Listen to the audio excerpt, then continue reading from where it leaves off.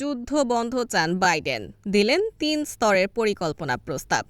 ফিলিস্তিনের গাজায় যুদ্ধ বন্ধে প্রথমবারের মতো সুনির্দিষ্টভাবে একটি পরিকল্পনা প্রস্তাব তুলে ধরেছেন যুক্তরাষ্ট্রের প্রেসিডেন্ট জো বাইডেন।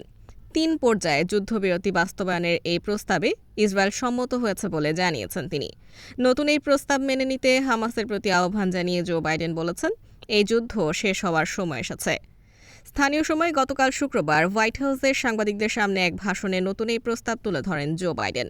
মার্কিন প্রেসিডেন্ট বলেন, ৩ পর্যায়ে নতুন এই প্রস্তাবে গাজায় পুরোপুরি যুদ্ধবিরতি কার্যকরের সুযোগ রয়েছে। এখন সিদ্ধান্ত নেওয়ার সময় এসেছে। হামাসের উদ্দেশ্যে বাইডেন বলেন, হামাস সবসময় বলে থাকে তারা যুদ্ধবিরতি চায়।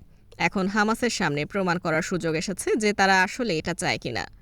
বিবিসির প্রতিবেদনে বলা হয়েছে, ৩ পর্বের এই প্রস্তাবের শুরুতে ৬ সপ্তাহের জন্য যুদ্ধবিরতির কথা বলেছে ইসরায়েল। এটি হবে যুদ্ধবিরতির প্রথম পর্যায়। এ সময়ে গাজার সব জনবহুল এলাকা থেকে ইসরায়েলি সেনাদের সরিয়ে নেওয়া হবে। যুদ্ধবিরতির সময় হামাস নির্দিষ্ট সংখ্যক জিম্মিকে মুক্তি দেবে। তাদের মধ্যে নারী, বয়স্ক ব্যক্তি এবং আহত জিম্মিরা থাকবেন। এর বিনিময়ে ইসরায়েল বন্দী থাকা কয়েকশো মানুষকে মুক্তি দেওয়া হবে।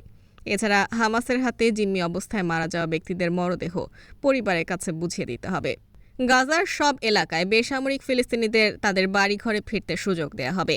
সেই সঙ্গে গাজায় মানবিক সহায়তা কার্যক্রম বাড়ানো হবে। গাজায় প্রতিদিন মানবিক সহায়তাবাহী ৬০০ ট্রাক ঢুকতে দেওয়া হবে।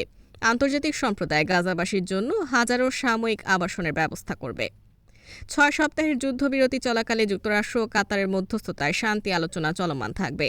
যদি আলোচনা সফল হয় তাহলে পরবর্তী পর্যায়ের পরিকল্পনা বাস্তবায়ন শুরু করা হবে। দ্বিতীয় পর্যায়ে বাদবাকি জীবিত জিম্মিদের মুক্তি দেবে হামাস। তাদের মধ্যে জিম্মি পুরুষ সেনারাও থাকবেন। সেই সঙ্গে গাজা উপত্যকা থেকে ইসরায়েলি বাহিনীর সর্বশেষ সেনাকেও সরিয়ে নেওয়া হবে।